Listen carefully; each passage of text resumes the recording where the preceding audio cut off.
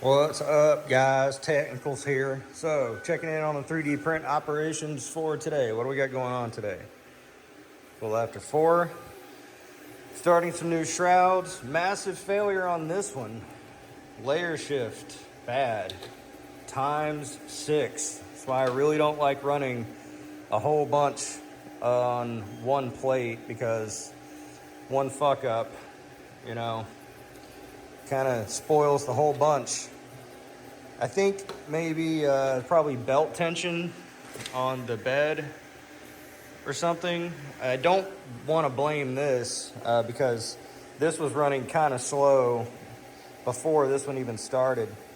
And well, these 4 shifted, and then these 2, they shifted, I stopped it, and I started these 2, and then they shifted as well, about at the same, somewhere around the same part. So I don't know what it is. This is my original Cobra. This is number 1. This is the first one I ever had, so it's got the most hours on it. So I'll probably just retension the belts, go through, do a calibration, a level, a vibration compensation, what have you, after this one's done, so it doesn't monkey with it. Went ahead and got 2 more going on here because the shrouds have been selling. Again, I don't know if it's for the AL0. I do a cryptocurrency mining thing in my other life. These go on very specific mining sort of computer dealies. But I didn't expect these to sell for the newest one that came out because it doesn't require advanced cooling, at least as far as I know. So let's go check on the rest of the stuff. And for the P1P, having all these problems constantly, I started just printing single color, and it still gives me the error, but not as often. So when it has the error, I just start it again, and then sometimes it just completes it. But I'm gonna change out the hot end, and if that doesn't work, then I guess we'll explore other options. But yeah, got a couple more shrouds going on here. I really like to reserve this machine for some of the more, complex prints. I guess I don't need that anymore, or this. But when shrouds start getting hot and heavy, I like to keep a stock of them, because it's like roughly 3 hours per shroud at the reasonable speed. So I'd kind of like to have some par stock ready to go. Check this to make sure it's it's doing all right. So that's the story. That's what's going on in Bamboo Land. And so finishing up, also you got the sort of the final prototype of the computer stand. You put your computer parts on this. Did this in PETG. We did the tests on it for the past few videos. So this one I did a little bit heavier, cleaned up a few things, and I think it might be good to go. I was thinking about chopping this top part off because you don't really need it, cutting it off about right here and up, but I might leave it as is. But we've got this. I'm gonna put one of my systems on it. Put the little brass inserts on it as well. But it's nice and solid. Print came out pretty clean. Ran it a little slower. There's still some areas, you can see, it's not entirely clean. The seams, you can kind of see it. But this is a utilitarian product, and it's not going to fetch that, whatever, $20, $30 I was charging for the other stand. It'll be a little cheaper. It's just that it's kind of big.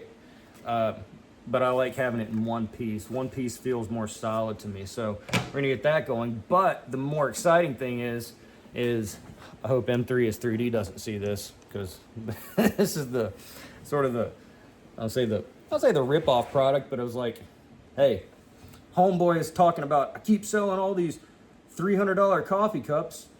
Everyone's nonstop buying them. And I'm like, I can do that. If you saw the previous video, that was my rationale. It's like, I'm in business, okay? I'm a business guy. So if I see someone else is selling a product that's moving and grooving, I'm like, can I sell it? Here's the flow. Can I sell this? Yes. Legally, yes. Can I make it? Yes. Okay, sell it. That's it. That's the flow. So, got it here. It's not glued together, but hey, huh? Yeah? Got the big coffee cup going here.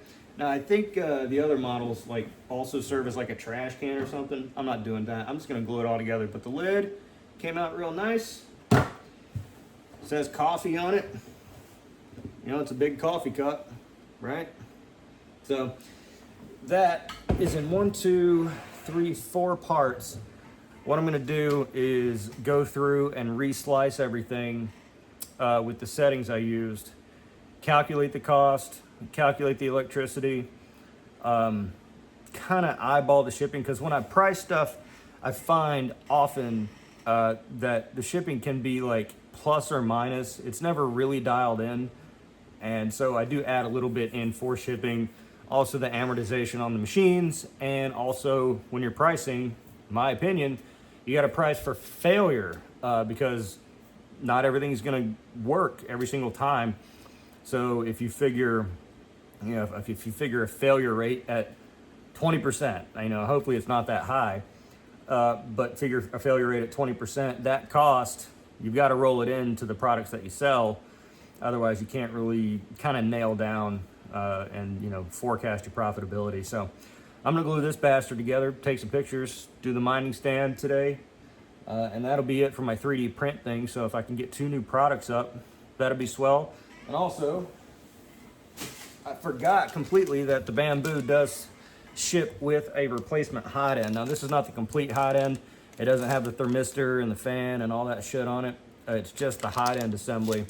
But I did order the other one from Bambu. It just, you know, it'll take several days to get here. So I figured once it's done with the shrouds, I'll go ahead and pop this in, get that going, and hopefully have no issues. And then the replacement hot end will just be here as a backup, because that's how I roll it. Anyway, that's the vlog for today. Let me know what you think in the comments below. Be sure to like the video because it's a nice thing to do, and subscribe for more content like this. I'm The Technicals. See you next time.